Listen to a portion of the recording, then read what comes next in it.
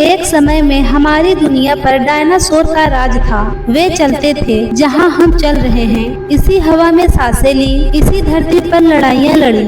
इन दैत्याकार बड़े विचित्र डायनासोर ने करीब 14 करोड़ सालों तक इस धरती पर राज किया। इन डायनासोर की कई हजार प्रजातियां थीं। इनमें से कुछ शाकाहारी थे, कुछ मांसाहारी थे, तो कुछ डायनासोर बड़े ही शांत स्वभाव के थे। वहीं कुछ डायनासोर बहुत ही हिंसक और खतरनाक थे। ये उस समय के सबसे सफल जीव थे, लेकिन फिर अचानक ऐसा क्या हुआ? आखिर वह कौन सी घटना थी जिसने इनका नामो निशान ही मिटा दिया? इसे जानने के लिए हमें करोड़ों साल पीछे जाना होगा और डायनासोर के उस अंतिम दिन को करीब से देखना होगा। तो आइए चलते हैं आज से 65 मिलियन साल यानी 6 करोड़ 50 लाख साल पीछे। आज से करीब 6.5 करोड़ साल पहले धरती पर मौसम सामान्य था। चारों ओर सूरज की रोशनी बिखरी हुई थी। लंबे लंबे पेड़ों से लहराती समुद्र की ठंडी हवाएं और चारों तरफ डायनासोर की चिल्लाने की आवाजें। जब ये सारे डायनासोर प्रजाति बड़े ही आराम से धरती पर अपना जीवन बिता रहे थे, तब 10 करोड़ साल पहले ही इनकी किस्मत लिखी जा चुकी थी। 10 करोड़ साल पहले एक छोटा एस्टेरॉयड का टुकड़ा जो सुदूर अंतरिक्ष से आ रहा था, वो पृथ्वी के लगभग 20 करोड़ मील दूर मंगल और बृहस्पति के बीच बने शूद्र ग्रह बेल्ट में घूम रहे एक बड़े एस्टेरॉयड से जा टकराता है। इस टकराव से उस बड़े एस्टेरॉयड की दिशा बदल जाती है और वह शूद्र ग्रह बेल्ट से निकलकर सीधे पृथ्वी की ओर 22,000 मील प्रति घंटे की रफ्तार से बढ़ने लगता है। जब यह एस्टेरॉयड पृथ्वी से 3,84,000 किलोमीटर की दूरी पर था, तब धरती से शायद डायनासोर का अंत न होता यदि यह एस्टेरॉयड पृथ्वी के उपग्रह चांद से टकराता। लेकिन नियति को तो कुछ और ही मंजूर था, इसीलिए ये बड़ा एस्टेरॉयड चांद के बहुत नजदीक से गुजर गया। 40 किलोमीटर के व्यास वाला 2 ट्रिलियन मैट्रिक टन का ये एस्टेरॉयड प्रत्येक सेकंड के साथ साथ धरती के करीब जा रहा था।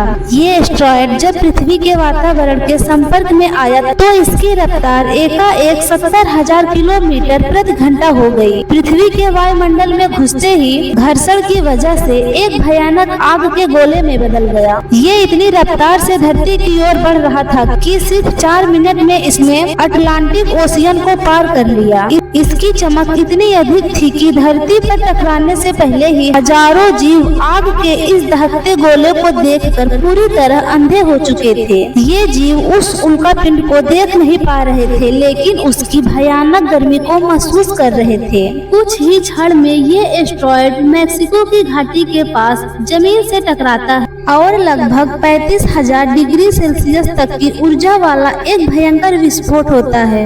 इस टकराव का विस्फोट लगभग 10 हाइड्रोजन बम के विस्फोट के बराबर था। ये विस्फोट इतना अधिक शक्तिशाली था कि इसके टकराते ही धरती की लाखों टन धातु अंतरिक्ष में चली गई। टकराव वाली जगह पर 180 किलोमीटर चौड़ा और 20 किलोमीटर गहरा गड्ढा बन गया। विस्फोट के कारण गड्ढे का सारा मेंटल और पत्थर आसमान में धूल के बड़े बादल में बदल गए। 16 मिनट 40 सेकंड बाद जमीनी टकराव की वजह से धरती के अंदर चारों ओर 11.1 तीव्रता की भूकंपी तरंगे उठने लगी। इस वजह से समुद्र में विशालकाय लहरों का निर्माण हुआ और एक के बाद एक सुनामी की लहरें चारों तरफ बढ़ने लगी। भूकंपी तरंगों ने सभी सक्रिय ज्वालामुखियों को दहका दिया, जिसके कारण जगह जगह डायनासोर का विनाश शुरू हो गया। धरती के महाविनाश की प्रक्रिया आरंभ हो चुकी थी। इस भयानक विस्फोट में रेडिएशन की मात्रा इतनी बढ़ गई कि इसके 800 किलोमीटर के दायरे में आने वाले सभी जीव जलकर पूरी तरह राख हो गए थे।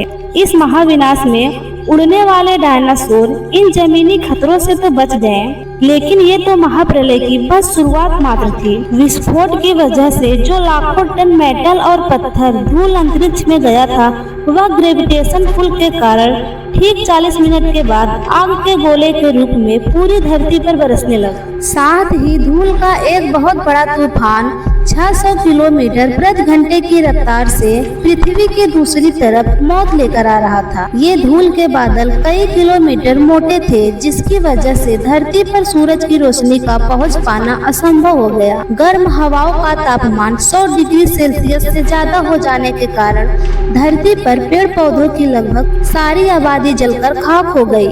विस्फोट के 90 मिनट बाद धरती का तापमान 200 डिग्री सेल्सियस तक बढ़ गया।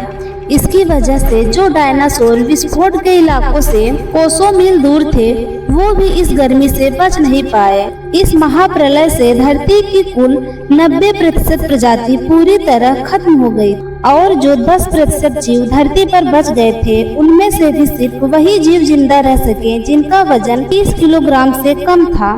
इसका कारण ये था कि इस महाप्रलय में लाखों की संख्या में जीव मारे जा चुके थे और पेड़ पौधों की सारी आबादी जलकर राख हो चुकी थी, जिसके चलते यहाँ जो बड़े और विशालकाय जीव जीवित बच गए थे, उन्हें भरपूर मात्रा में खाना पीना नहीं मिल सका। लेकिन ये महाप्रलय किसी अन्य जीव के लिए फायदेमंद रहा। धरती पर डायनासोर का एक छोटी प्रजाति के लिए सुनहरा अवसर लेकर आया और वह प्रजाति थी मैमल्स की। मैमल्स क्या थे, कैसे बच गए महाप्रलय से, डायनासोर के अंत के बाद इंसान कैसे और कहां से आए, ये हम जानेंगे सेकंड पार्ट में।